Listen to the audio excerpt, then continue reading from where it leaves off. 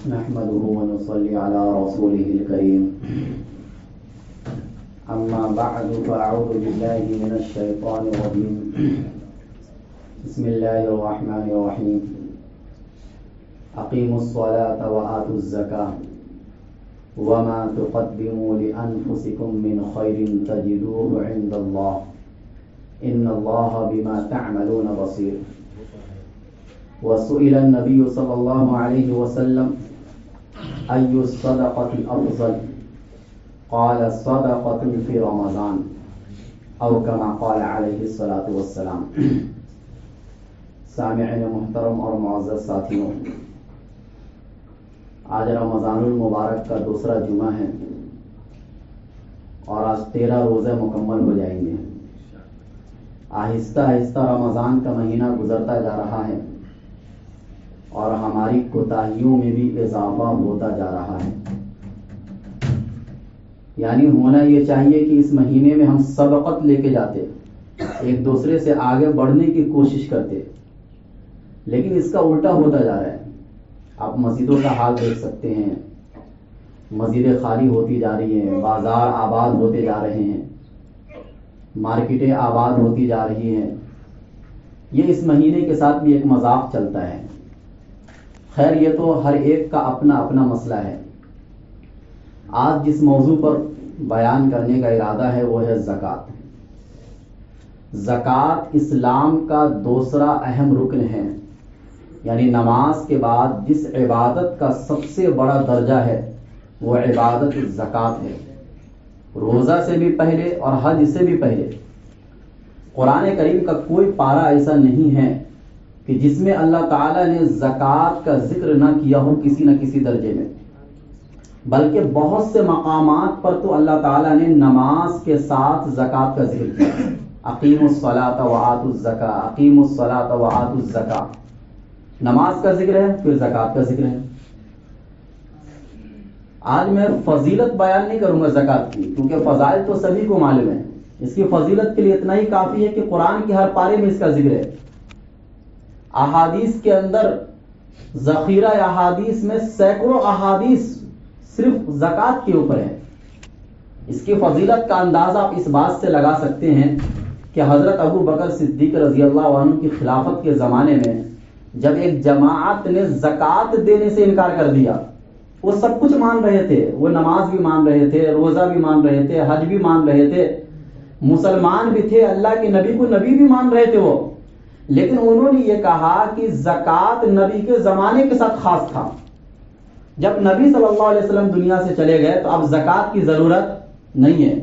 حضرت ابو بکر صدیق رضی اللہ عنہ نے ان لوگوں کے مسلمان ہوتے ہوئے ان سے جہاد کیا ہے، اور اس جہاد کرنے پر حضرت عمر فاروق نے اعتراض کیا، لیکن حضرت ابو بکر صدیق نے حضرت عمر فاروق کو سمجھایا ہے کہ زکوٰۃ ایک فرض ہے، اس کا انکار ایک کفر ہے یہ، اور جو دھڑلے سے انکار کرے گا اس سے جہاد کیا جائے گا.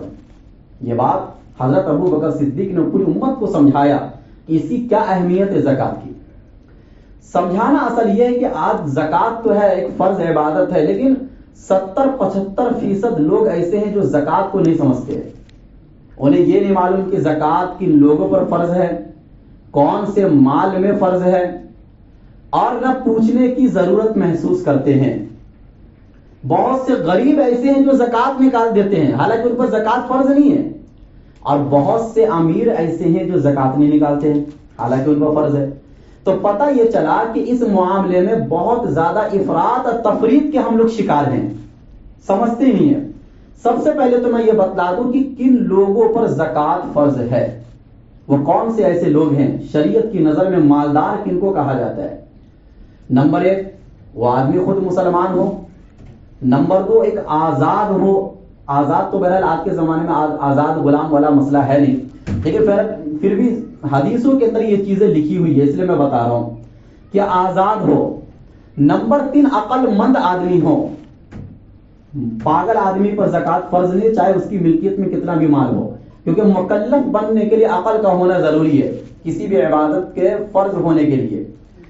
اور اسی طریقے سے وہ صاحب نصاب آدمی ہو. اچھا یہ صاحب نصاب ہونا یہ مال کے اندر آ جاتا ہے.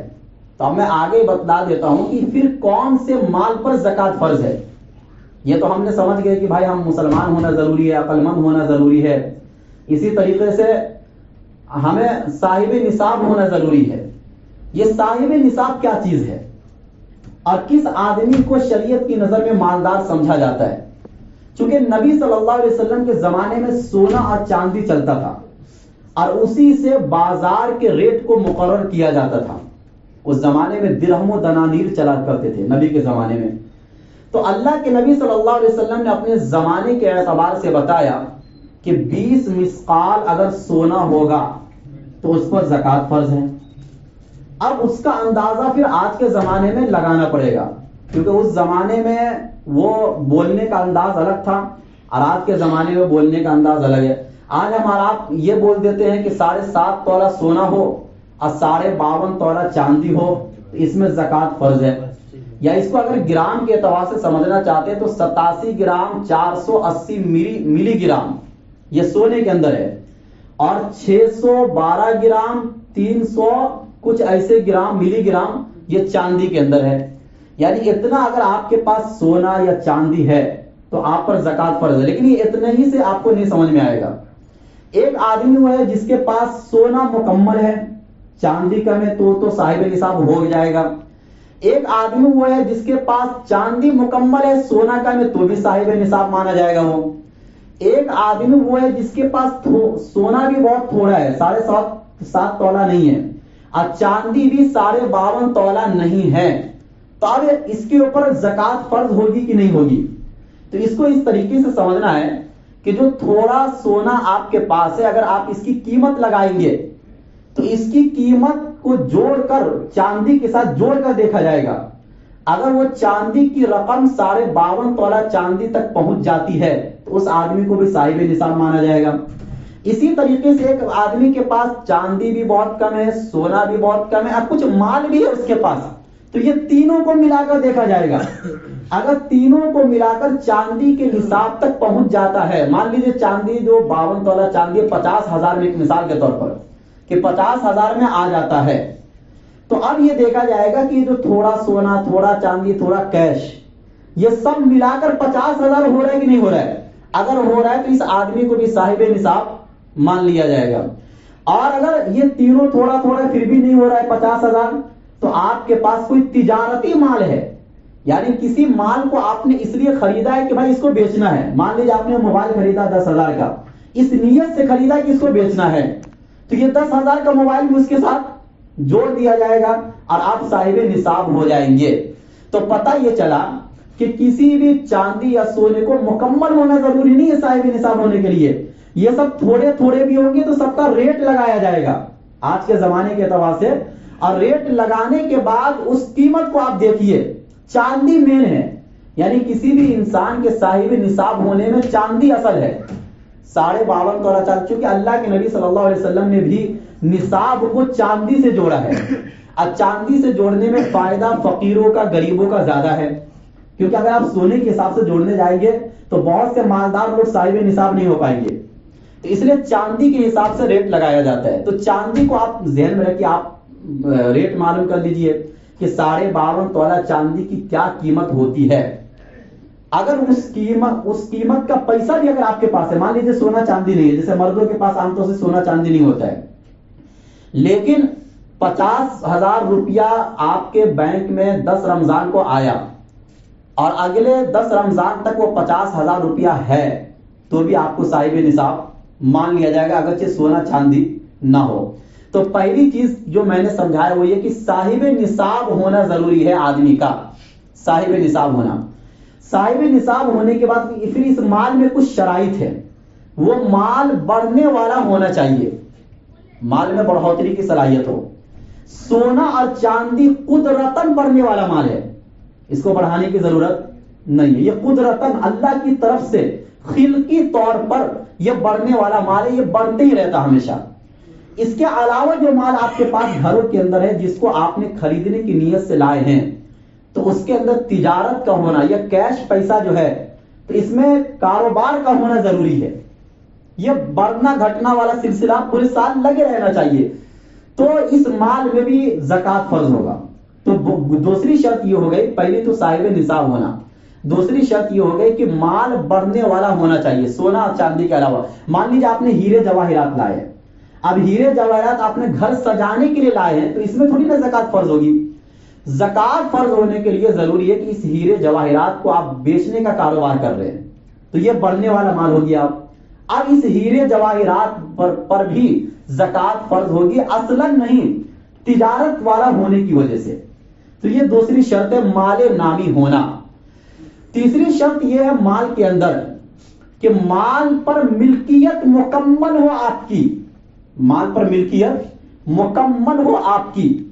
جیسے مثال کے طور پر ملکیت مکمل ہونے کا مطلب یہ ہوتا ہے کہ ایک پیسہ ہمارے پاس ہے جس پر میرا مکمل کنٹرول ہے، میں جہاں چاہوں خرچ کر دوں، جس کو چاہوں دے دوں، مجھ سے کوئی سوال کرنے والا نہیں ہے، یہ ہے ملکیت کا مکمل ہونا۔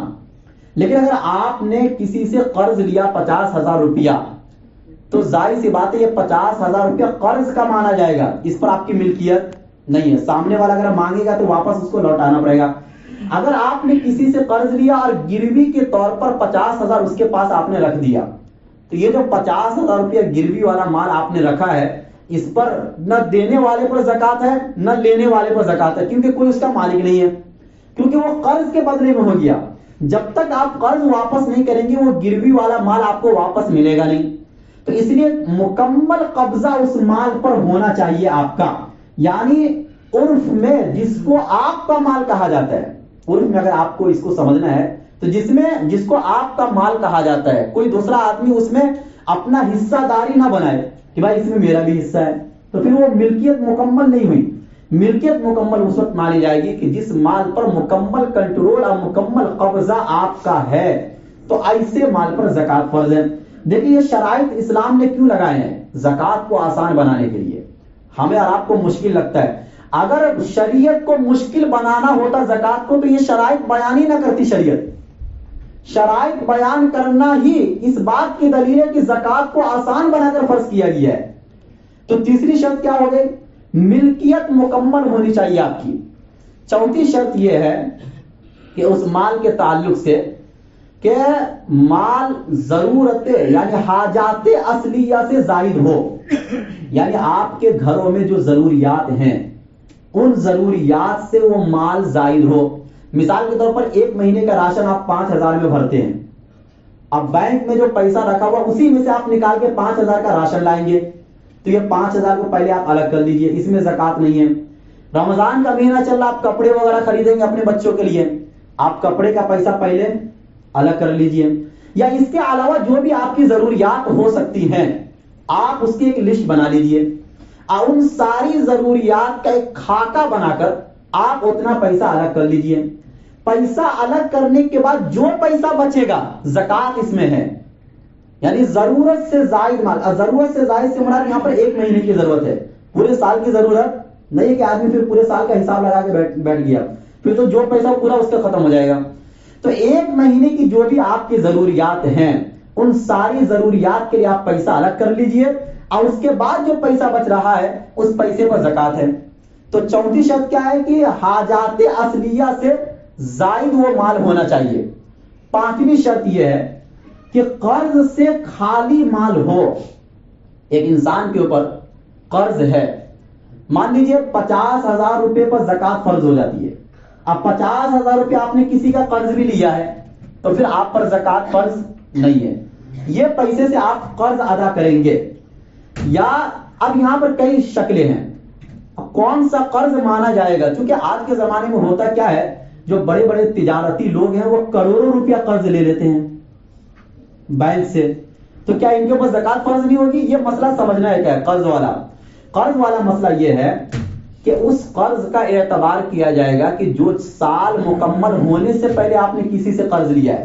مان لیجیے آپ کا سال 10 رمضان کو مکمل ہو رہا ہے ہر سال، اور آپ نے 5 رمضان کو قرض لیا یا اس سے پہلے جو قرض لیا اس قرض کا اعتبار کیا جائے گا۔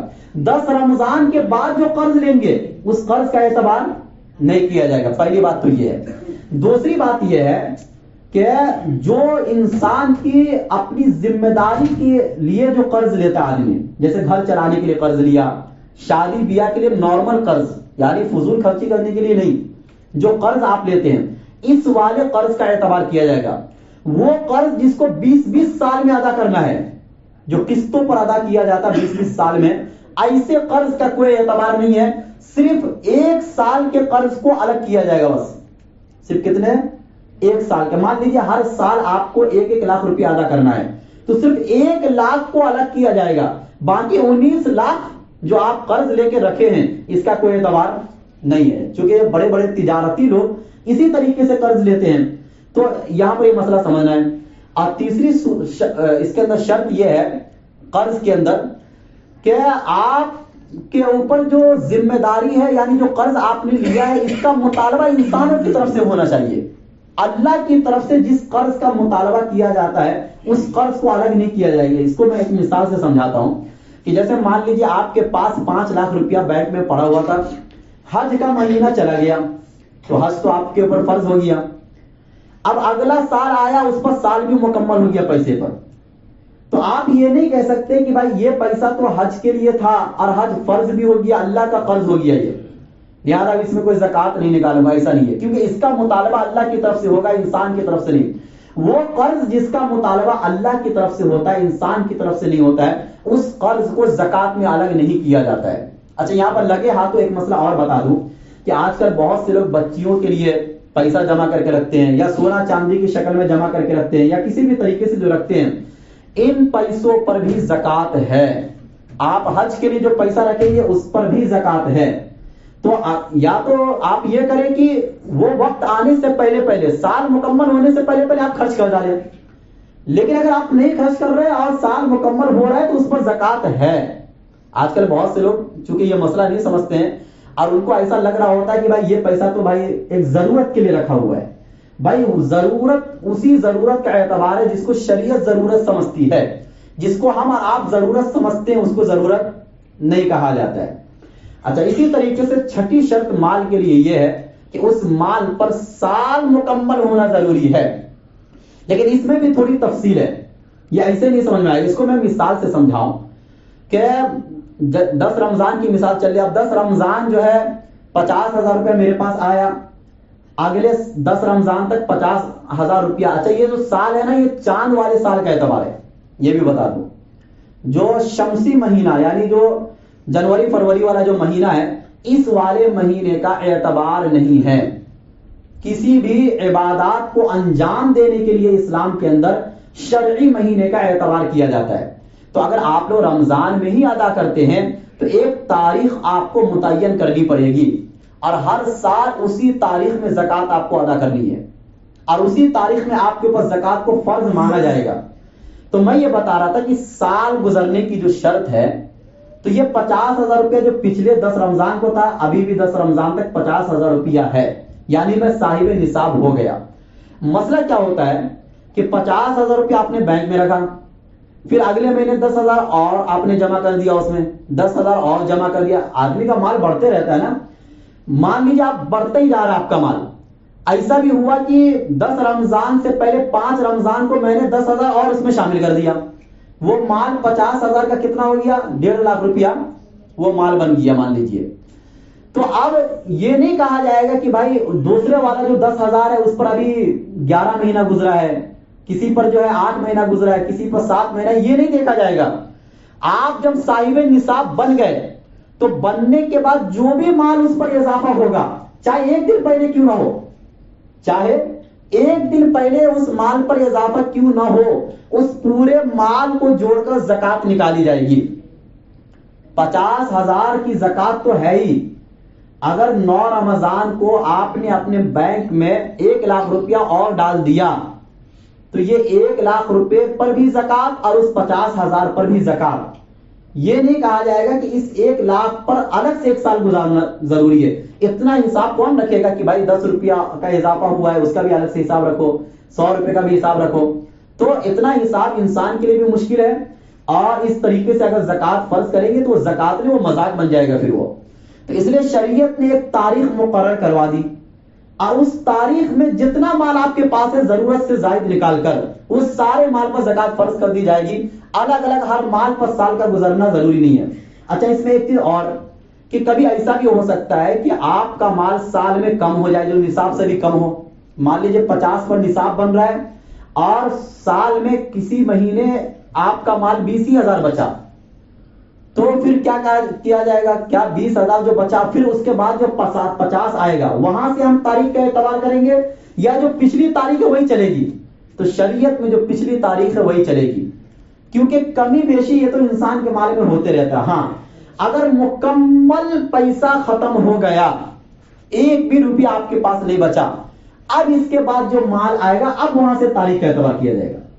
تھوڑا بہت جو کم ہو رہا ہے اس کا کوئی اعتبار نہیں کیا جائے گا, اور جو زائد ہوگا اس کا اعتبار کیا جائے گا, کیونکہ شریعت نے غریبوں کا خیال رکھا ہے. اس لیے کمی کو کمی کا اعتبار نہیں کیا ہے, زائد کا اعتبار کیا ہے زکات فرض کروانے میں, تاکہ غریبوں کا مکمل فائدہ ہو. یہ تو میں نے بتا دیا کہ کون سے مال میں زکات فرض ہو, کن کو دینا ہے یہ بھی اس قرآن میں متعین نہیں ہے. یعنی ایسا نہیں کہ یہ کسی عالم کے اوپر اللہ نے چھوڑ دیا, کسی فقیہ یا مجتہد کے اوپر اللہ نے چھوڑ دیا, اس کو خود اللہ نے طے کر دیا ہے. انما الصدقات للفقراء والمساکین, فقراء اور مساکین یہ دونوں ایک ہی چیز ہے. عام طور سے ایسے بیان کر دیا جاتا ہے کہ جس کے پاس ایک دن کے بھی کھانے کا نہ ہو وہ مسکین ہے, جس کے پاس ایک دن کے کھانے کا ہو لیکن صاحب نصاب نہ ہو وہ فقیر ہے. لیکن بس یہی ہے کہ جو صاحب نصاب نہ ہو وہ کیا ہے, اس کو زکات آپ دے سکتے ہیں.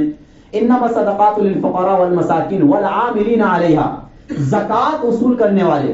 چونکہ جب اسلامک حکومت ہوتی تھی پہلے زمانے میں, تو اس زمانے میں حکومت کی ذمہ داری ہوتی تھی کہ وہ ایک کمیٹی بناتے تھے وہ لوگ, اور وہ کمیٹی ہر انسان کے مال کا جائزہ لیتی تھی, کس پر زکات فرض ہے کس پر فرض نہیں ہے اور کس پر کتنا ہے. وہ ہر گھر میں ان کو یہ پاور حاصل تھا کہ وہ ہر گھر میں جا کے تحقیق کرتے تھے. اور اس کے بعد کون کون زکات کے مستحق ہیں یہ آپ کی ذمہ داری نہیں تھی, یہ کس کی ذمہ داری تھی؟ حکومت کی ذمہ داری. زکات کا یہی نظام اصل ہے. جب تک یہ نظام نہیں ہوگا آپ لاکھوں کروڑوں کی زکات نکال دیں گے, امت سے غربت ختم نہیں ہوگی. صحابہ کرام نے اسی طریقے پر عمل کیا جو قرآن کا اصل طریقہ ہے.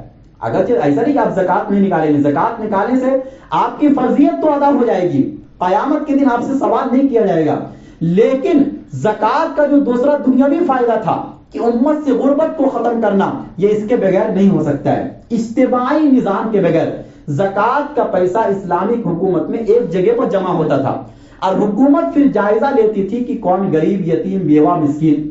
کیونکہ بہت سے ایسے غریب لوگ ہیں جو آپ کو آ کر بتا نہیں سکتے کہ میں غریب ہوں, کیونکہ وہ عزت دار بھی ہوتے ہیں, لیکن وہ آدمی حکومت کو بتا سکتا ہے, یا حکومت کے آدمی کو تو بتا سکتا ہے کہ بھائی میں غریب ہوں, اور حکومت پھر اس کا جائزہ بھی لے گی, تحقیق بھی کرے گی.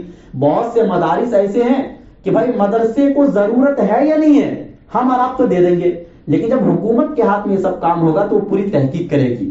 بہرحال لیکن یہ نظام چونکہ ہمارے لیے تو مشکل ہے, جہاں اسلامک حکومت ہے وہاں یہ نظام بہت مضبوط طریقے سے ہوتا ہے اور جس کا فائدہ بھی ہوتا ہے.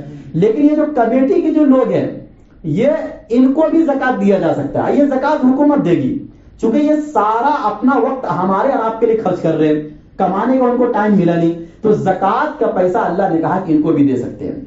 اسی طریقے سے کوئی جیل میں ہے اور بے گناہ جیل میں ہے, ان کو چھڑانے میں زکات کا پیسہ دیا جا سکتا ہے. اسی طریقے سے مسافر کو جو سفر کر رہا ہے اور اس کے پاس پیسہ چوری ہو گیا, اور آج کے زمانے میں ان کے پاس موبائل بھی نہیں ہے, یعنی گوگل پے, پے ٹی ایم وغیرہ, جس سے وقتی طور پر وہ پیسہ نکال سکتا ہے. اگر ایسی کوئی سہولت اس کے پاس نہیں ہے, مثال کے طور پر جیسے جہاز میں مان لیجیے, تو وہاں پہ وقتی طور پر آدمی نہیں نکال سکتا فوراً, اور اس کو ضرورت ہے, تو ایسے موقع پر اس کو زکات کا پیسہ دیا جا سکتا ہے. لیکن مسافر کو اتنا ہی دیں گے جتنے کی اس کو ضرورت ہے, ضرورت سے زیادہ مسافر کو نہیں دیا جائے گا. اسی طریقے سے ابن السبیل, یعنی اللہ کے راستے میں جو لوگ ہیں ان کو بھی زکات. اللہ کے راستے میں کون مراد یہاں پر, اس میں جو ہے کچھ علماء نے فرمایا کہ جو حاجی حج کرنے کے لیے جاتے ہیں اور ان کا پیسہ مان لیجیے ختم ہو گیا, چوری ہو گیا, آپ ان کو زکات کا پیسہ دے سکتے ہیں. یا جو مجاہد, آپ ان کو بھی زکات کا پیسہ دے سکتے ہیں. یا آج کے زمانے میں مدارس اور مکاتب اور ان جیسے جو ادارے ہیں جن سے دین کی تقویت ہوتی ہے, اگر وہ ادارے مستحق ہیں تو آپ ان اداروں کو بھی زکات دے سکتے ہیں. اللہ تعالیٰ نے یہ سب پہلے سے طے کر دیا ہے. اچھا رشتہ داروں میں کن کو دے سکتے کن کو نہیں دے سکتے, یہ بھی ایک اہم مسئلہ ہے جو بہت سے لوگ سوال کرتے ہیں. اور میں اس کو بتانے سے پہلے میں یہ بتا دوں کہ رشتہ داروں کو زکات دینے میں ڈبل ثواب ہے. ایک تو زکات ادا کرنے کا اور دوسرے صلہ رحمی کا بھی ثواب آپ کو ملے گا, رشتہ داری جوڑنے کا ثواب آپ کو الگ سے ملے گا. اس میں اصول آپ کو یہ یاد رکھنا ہے کہ جو ہمارے باپ اور دادا اور اس سے اوپر آپ چلے جائیں, باپ دادا اور اس سے اوپر جو بھی ہے, دادا پر دادا پر نانا, ان کو زکات نہیں دے سکتے. اگر یہ لوگ غریب ہیں تو ان کا نفقہ واجب ہے, زکات آپ ان کو نہیں دے سکتے. اچھا نیچے ہمارے بیٹے, بیٹے کے بیٹے, پوتے پر پوتے, پھر نیچے تک آپ چلے جائیں, نواسا نواسی, پھر اس کے بچے, پھر اس کے بچے, آپ نیچے تک چلے جائیں, ان کو آپ زکات نہیں دے سکتے کیونکہ اگر یہ غریب ہوں گے تو ان کا نفقہ آپ کے اوپر واجب ہوگا. اور تیسرے نمبر پر میاں بیوی آپس میں ایک دوسرے کو زکات نہیں دے سکتے. اس کے علاوہ جتنے بھی رشتہ دار بچے آپ سب کو زکات دے سکتے ہیں. آپ چچا کو دے سکتے ہیں, چاچی کو دے سکتے ہیں, خالہ کو, ماموں کو, داماد کو, بہو کو, سسر کو, ساس کو, ان تمام لوگوں کو آپ زکات دے سکتے ہیں. بھائی کو دے سکتے ہیں, بہن کو دے سکتے ہیں, یا اسی طریقے سے کوئی بالغ آدمی ہو اگرچہ اس کا باپ مالدار ہو, یا کوئی بالغ بچی ہے اور اس کی شادی کے لیے آپ کو پیسہ دینا اگرچہ اس کا باپ مالدار ہو. دیکھو بالغ ہو جانے کے بعد باپ کے مالدار ہونے سے بچہ مالدار اسلام میں نہیں ہوتا ہے, یا اسی طریقے سے شوہر کے مالدار ہونے سے بیوی مالدار نہیں ہوتی ہے, اب بیوی کے مالدار ہونے سے شوہر مالدار نہیں ہوتا. اسلام میں یہی چیز ہے, اگرچہ ہمارا عرف اس چیز کو نہیں مانتا ہے, ہمارے عرف میں مالدار کے بچے کو مالدار کہا جاتا ہے, لیکن اسلام کی نظر میں ایسا نہیں ہے. آپ ایسے لوگوں کو بھی زکات دے سکتے ہیں. ہو سکتا ہے کوئی شوہر اپنی بیوی کو اتنا ہی پیسہ دیتا ہو جتنے سے گھر چلتا ہے, اس کے بعد اس کے پاس پیسہ بچتا نہ ہو, آپ ایسی عورتوں کو بھی زکات دے سکتے ہیں. کوئی لڑکی ہے اگرچہ اس کی شادی نہیں ہوئی اور اس کا باپ مالدار ہے, لیکن آپ کو ایسا لگ رہا ہے کہ یہ ضرورت مند ہے کسی اعتبار سے, تو آپ اس کو بھی زکات کا پیسہ دے سکتے ہیں. کوئی بچہ ہے, لڑکا ہے, بالغ ہے وہ اور وہ ضرورت مند ہے, آپ اس کو بھی زکات کا پیسہ دے سکتے ہیں. تو کہنے کا مطلب یہ ہے کہ ایسے سارے لوگوں کو آپ زکات دے سکتے ہیں. اب میں خلاصے کے طور پہ یہ میں بتا دوں کہ زکات یہ جو فرض کیا گیا اس کے کیا کیا فائدے ہیں. زکات اصل نکالنا کیوں ہوتا ہے؟ سب سے پہلے تو ہمارے اندر جو لالچ, دنیا کی محبت, ان تمام چیزوں کو ختم کرنا ہے, پہلی چیز تو یہ. دوسری چیز زکات ادا کرنے سے اللہ کی غیبی مدد آتی ہے, اور یہ خود حدیث میں واقعہ, چونکہ ایک لمبا واقعہ ہے اس لیے میں اس کو بھی بیان نہیں کر سکتا. تیسرے نمبر پر آفات مصیبت سے حفاظت, بیماریوں سے حفاظت اور مال کا تحفظ, یہ ساری چیزیں حدیث سے ثابت ہے. یہ تیسرا فائدہ ہے. چوتھا فائدہ یہ ہے کہ اللہ سے تعلق انسان کا مضبوط ہوتا ہے اور بندوں سے بے نیازی ہوتی ہے. چونکہ جب آپ کا ہاتھ دینے والا بن جائے گا, لینے والا نہیں بنے گا, تو یہ بندوں سے بے نیازی ہوگی, اور یہی اصل توکل ہے کہ آپ بندوں سے بے نیاز ہو جائے. یہ چوتھا فائدہ. پانچواں فائدہ یہ ہے کہ جب انسان زکات نکالتا ہے تو گویا کہ وہ اس بات کا اقرار کر رہا ہے کہ یہ مال اللہ کا ہے, یہ اس بات کا اقرار کر رہا ہے. یہ قارون کی طرح نہیں کہ قارون سے جب کہا گیا تھا موسیٰ علیہ السلام نے کہا کہ زکات نکالو, تو اس نے یہ کہا کہ یہ میرا مال ہے. لیکن جب انسان زکات نکالتا ہے تو اس کے دل میں یہ بات آتی ہے کہ مال میرا نہیں, یہ اللہ کا ہے. ہونا تو یہ چاہیے کہ میں پورا دے دیتا, لیکن میں تھوڑا دے رہا ہوں. اور اسی طریقے سے اس کا فائدہ یہ بھی ہے کہ آپ جب زکات نکالتے ہیں تو گویا کہ آپ اس بات کا ثبوت پیش کر رہے ہیں کہ ہم اللہ کے لیے مال کی قربانی کبھی بھی دے سکتے ہیں. یعنی ابھی تو ہم زکات دے رہے ہیں جو بہت تھوڑا مال ہے, لیکن اس کے علاوہ بھی اگر ضرورت پڑے گی دین اسلام کے لیے تو میں مکمل مال کی قربانی دے سکتا ہوں. جیسے حضرت ابوبکر صدیق نے غزوہ تبوک کے موقع پر اپنا پورا مکمل مال دے دیا تھا. ایسا جذبہ انسان کے اندر ہونا چاہیے. اور اسی طریقے سے جو معاشرے کے اندر اونچ نیچ ہے امیر اور غریب کے درمیان, اس اونچ نیچ کو ختم کرنا ہے. زکات کا مقصد یہ بھی ہے. اسی طریقے سے زکات کا مقصد یہ بھی ہے کہ چند مخصوص لوگوں کے ہاتھ میں جو کچھ پیسے جمع ہو گئے, اب باقی لوگ غربت کی زندگی گزار رہے ہیں, ان مخصوص لوگوں سے پیسہ نکال کر ان غریبوں میں ان مالوں کو متحرک کرنا ہے. یہ ایسا ہی ہے جیسے کہ اگر خون ایک جگہ پر جمع ہو جائے آپ کے جسم میں تو وہ خون سڑ جاتا ہے, افوڑا پھنسی کی شکل میں پھر وہ خون نکلتا ہے. ایسے اگر یہ مال چند لوگوں کے ہاتھ میں اگر جمع ہو جائے تو یہ سمجھو یہ سڑا ہوا مال ہے. اور ہمارے میں سے بھی اگر کچھ لوگ ایسے ہیں کہ جو مال کو صرف جمع کر کے رکھ رہے ہیں، نکالنے کی ان کے اندر فرصت نہیں ہے، تو یہ سڑا ہوا مال اس کے پاس ہے. یہ مال کبھی ہاسپٹل کی شکل میں نکل جائے گا، کبھی ڈاکٹروں کی شکل میں نکل جائے گا، کبھی وکیل اور جج کی شکل میں نکل جائے گا، کبھی بیماریوں کی شکل میں نکل جائے گا، کبھی چوری اور ڈکیتی کی شکل میں نکل جائے گا. یہ ساری شکل میں اللہ نکال ہی دیتا کسی نہ کسی طریقے سے، وہ مال آپ کے پاس رہے گا نہیں. اب وہ اسی طریقے سے زکات نکالنے کا ایک فائدہ یہ بھی ہے کہ دیکھو یہ جو چوری چماری یہ سب جو ہوتا ہے، یہ غربت کی وجہ سے ہوتا ہے نا. ایمان کا سودا ہو رہا ہے، عزت کا سودا ہو رہا ہے. ہماری آج بہنیں جو ہیں اور جو بیٹیاں ہیں امت مسلمہ کی، وہ عزت کا سودا کیوں کر رہی ہے؟ غربت کی وجہ. اس میں زیادہ تر وجہ غربت ہے. اگر آپ زکات صحیح ڈھنگ سے نکالیں گے اور اپنے ہاتھوں سے ان غریب بچیوں کو پیسہ دیں گے تو وہ اپنی عزت کا سودا، ایمان کا سودا اور اسی طریقے سے غربت اور چوری چماری، یہ ساری چیزیں کیا ہو جائیں گی؟ ختم ہو جائیں گی. تو زکات کے بے شمار فوائد ہیں. اگر آپ اس کی گہرائی پر غور کریں گے تو آپ گویا کہ رشک کریں گے کہ اتنا بہترین نظم اللہ تعالیٰ نے ہمیں اور آپ کو دیا تھا کہ جیسا بہترین نظم دنیا میں کسی نے بھی کسی کو نہیں دیا ہے. یہ جو آج کل لائف انشورنس جیسی جو انشورنس کی جتنی بھی قسمیں ہیں، ان تمام کا بہترین متبادل زکات ہے، ان تمام کا. اور آج یہ لوگ جو یہ کمپنیاں ہیں جو یہ کہتی ہیں کہ ہم آپ کے ہمدرد ہیں، حالانکہ وہ ہمدرد نہیں ہوتے. اس سے بڑا ہمدرد یہ زکات کا نظام تھا جس کو ہم اور آپ نے چھوڑ دیا ہے. چونکہ ٹائم نہیں ہے لیکن میں وہ ساری چیز بتاتا کہ کس طریقے سے زکات کے اندر ہمدردی چھپی ہوئی ہے انسان کی.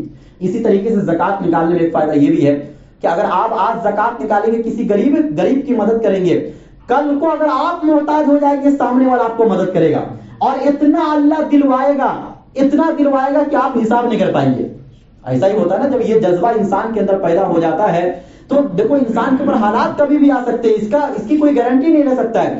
آج آپ زکات دینے والے کل کو لینے والے بن سکتے ہیں، لیکن سامنے والا اس طریقے سے دے گا کہ آپ کو پتہ نہیں چلے گا کہ وہ زکات دے رہا بلکہ ہدیے کی شکل میں دے گا.